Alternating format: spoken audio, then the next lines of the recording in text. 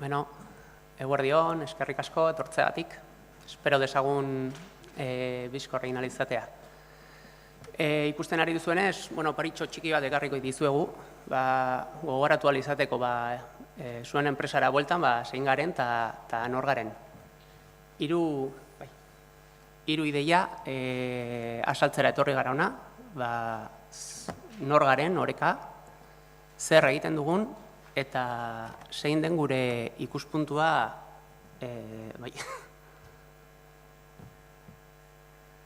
txoin arazo teknikoak, nola ez?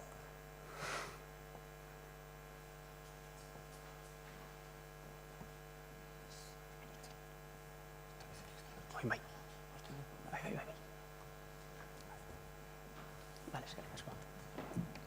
Gu informatika enpresa bat gara, baina ez dugu zer ikusirik izan honekin, hori, esaten ari nuena, nor garen, zer egiten dugun, eta euskararen egoera zein den gure enpresan. Orduan hasteko, bizkorrazko nor garen azalduko dut, ez? Hor, ikusi dezakezuenez, aholkularitza enpresa bat gara, 4 gakoetan esan dezakegu zer egiten dugun, azkenean, SAP software ez dakit ezaguna egingo zaizuen, SAP da kudeak eta egiteko tresna informatiko bat, enpresa handietan eta nahiko erabilia izaten dena. Guk enpresen kudeaketan laguntzeko gaude, bai finantzetan, giza baliabidetan, logistikan, eta tresna honetaz baliatzen gara beti. Gero, aholkularitza enpresa bat izan da, prestakuntzan asko inbertintu behar da daukagu, azkenean guk prestakuntza saltzen duen enpresa bat gara, ezagupena saltzen duen enpresa bat. Komunikatzeko gaitasunean ere indar asko jartzen dugu, azken finean bertako enpresa bat nahi dugulako izan, eta gure bezeroekin komunikazioa bai gaztelaniaz, bai euskeraz eta kasu askotan ere ingelesez bermatu beharra daukagulako. Eta azkenean gure aholkulariek eskaini dezaketena beraien esperientzia izan daiteke ere. Orduan, 4 gako hauetan ikusi daiteke gure egunerokotasuna zer den. SAP aipatu dizuet, ez dakit ezagutzen ez duzuenak eta ideia bat egiteko SAP produktu aleman bat da, eta Europan dagoen software enpresa indartzuena da, eta handiena. Ideia bat egin dezazuen, Apple, Microsoft edo Oracleren gainetik fakturatzen duen Europan. Beraien produktuak kudeaketarako dira, da mundu osoan edatuta dagoen enpresa bat, eta kriston kopuru, kriston bezero kopuru altua daukana.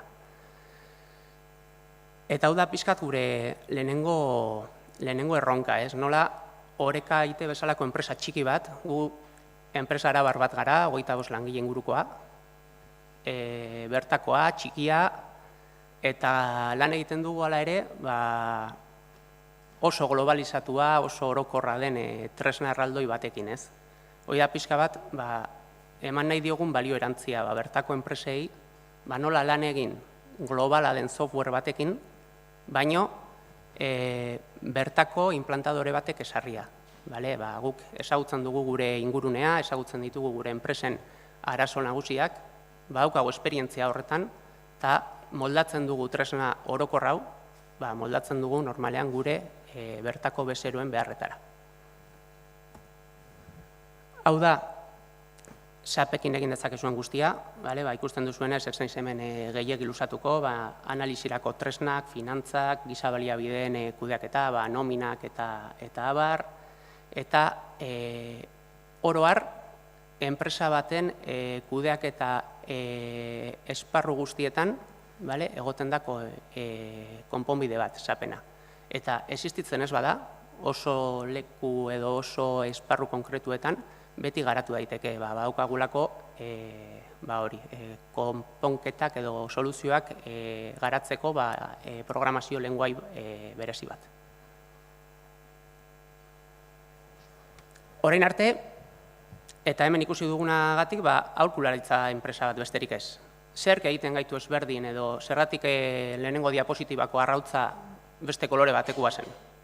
Guk azkenean 3 urte daramatzagu martxan, 2009an hasi ginen, eta horreka sortu genuen pertsonak aholkularitza enpresa handietatik gentozen. Ideia bat egiteko, aholkularitza enpresak hemen Euskal Herrian lan egite dutenak, izan daitezke Ibermática hemen Donostian daukana egoitza, IBM, Accenture, Informatika El Corte Inglés, horrelako enpresa handi eta orokortu eta zabalak dira gure enpresetan lan egite dutenak normalean. Ez dira bertakoak, normalean egoitza Madrilen, Bartzelonan, atzerrian izaten dute, milaka langile izaten dituzte, ez dute kudeak eta soluzio bakarra, baizik eta hainbat konponbide dituzte, hainbat esparrutan mugitzen dira, eta guk horretan lan egiten genuenean, ikusten genuen hobetu altzela sistema hori. Enpresa horiek ez ziren benetan heltzen bertako enpresen arazoen muinera, komunikazioa zen eraginkorra, hemengo enpresek beraien beharrak helarazteko olako aholkularitza enpresa handiei arazo franko zituzten, eta ikusten genuen beste gauza bat zen, azkenean beste balore batzuk mugitzen zituztela enpresa mota horiek. Adibidez, hemen poltsikoaren motorraren inguruan eta da hitz egiten lehen, nola azkenean poltsikoak ezin zaituen bakarren mugitu, beste balore batzuk izan behar diren, beste ezaugarri batzuk izan behar dituzten enpresak. Zentzu horretan, 4 pertsona edo 4 txorok erabaki genuen 2009an eroriz behartzen guztiaren aurrean, gure lan fijoak utzi, gure soldata honak utzi, eta Gasteizen enpresa txiki bat ireki, hau egiteko. Egiten genekiena egiteko azkenean, SAP esarri, SAP garatu, aholkularitza enpresa ezberdin bat izateko. Guk uste bereizten gaituzten 4 gako nagusiak hemen agertzen diren hauek direla. Bertako enpresa bat gara, globalizazioaren kontrakoa, ez dugu Euskal Herritik kanpo lan egin oraindik. Gure bezeroak daude Gasteizen, daude Bilbon, Donostian, gara enpresa bat SAP-en aditua, guk ez dugu edozein tresna esartzen, guk bakarrik hau egiten dugu ondo. Hau bakarrik ondo egiten dugunez, hau egingo dugu.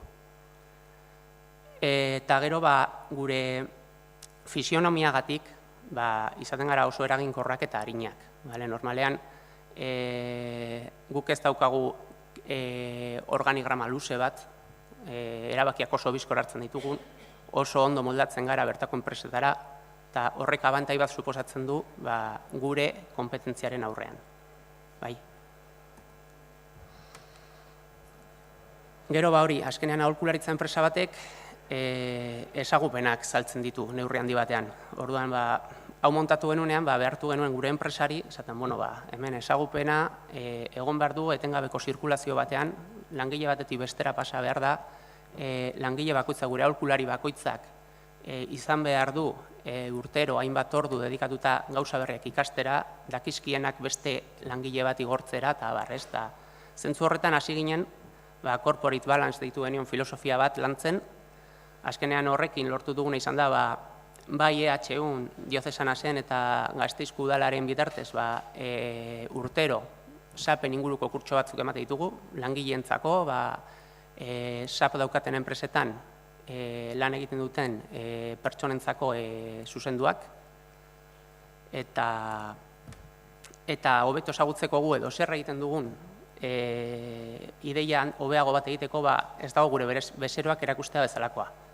Hemen ikusten duzuenez, enpresa handi batzuetan lan egiten dugu, Mercedes izan daiteken moduan, Osakidetzan, baino baita ere, enpresa txikiago batzuetan, Penko bezalakoetan, edo Asientos Esteban, Iruñan dagoena, eta beti ere, kudeaketaren inguruan hainbat lan egiten.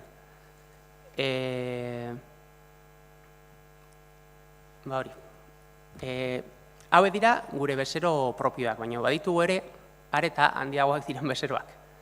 Nola egiten dugu hau? Normalean, proiektu handiak egiteko, adibidez Eusko Jaurlaritzan, Iberdrolan, enpresa bakar batentzako handiegiak izaten dira. Orduan, normalean aholkularitza handi bat kontratatzen da, IBM, Arinso, Idon, bezalako kasuak agertzen dira hor, eta enpresa handi horiek egiten dutena da azpikontratatu beste enpresa txikiago bat, igual jakintza konkretu bat daukatenak. Guk egiten duguna da, enpresa handi hauen proiektuak osatu. Esparru konkretuetan, SAP sartzen ari baldin badira, egiza baliabideak kudeatzeko, behar bada, guk nomina egiteko problematika konkretu bat menperatzen dugu, eta joaten gara lan konkretu hori egitera. Orduan, bizentzutan, baitugu bezero propioak, gu bakarrik lan egiten dugunak, gai garelako, tamainagatik edo inplantatu behar den tresnaren zailtasuna ez delako oso handia, eta gero, Eusko Jaurlaritza edo Iberdrola bezalako lekuetan, talde lana egin behar dugu, gu baino handiagoak diren aholkularitzekin. Bueno, eta guzti honekin abiatuta, iristen da momentu bat, eskideok ere pentsatzen dugula, holako bileraren batean, baina euskararen inguruan zer ere prestatu beharko dugu.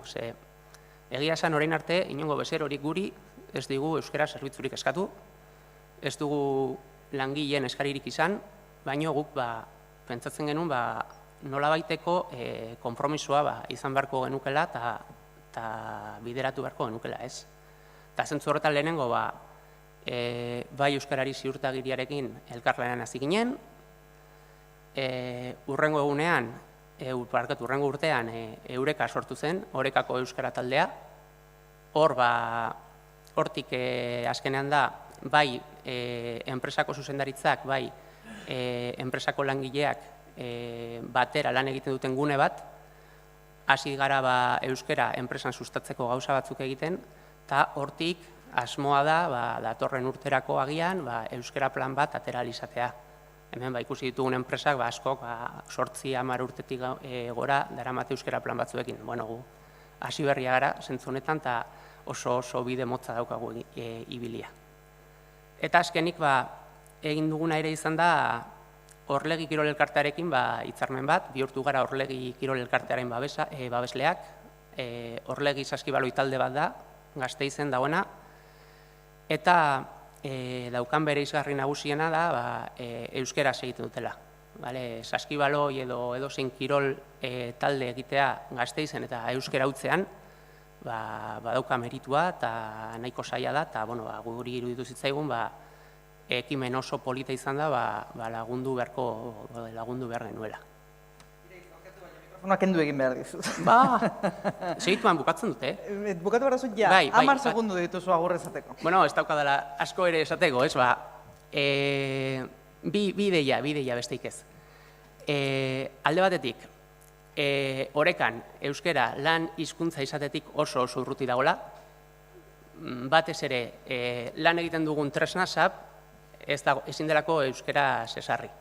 Ari gara saiatzen hori lortzen, hemen esan beharra dago Eusko Jaurlaritzan esarritata dagoela, Arabako Aldundian, Bizkaiko Aldundian, Bilboko Udalan, Nafarroako Gobernuan, Osakidetzan, enpresa pribatu askotan, lizentzietan Euskal Herritik dirutza bat ordaintzen diogu SAPi urtero, eta hala ere ez gara gai izan, koordinatzeko erakunde guzti hauek eta enpresa pribatuak esateko produktua euskararatzeko. Eta hori lortu bitartean egiten duguna da harreman hizkuntza eta harreman informaletan eragiten saiatu eta ahalik eta erlazio gehienak euskarara bideratu. Eta listo. Listo, vale.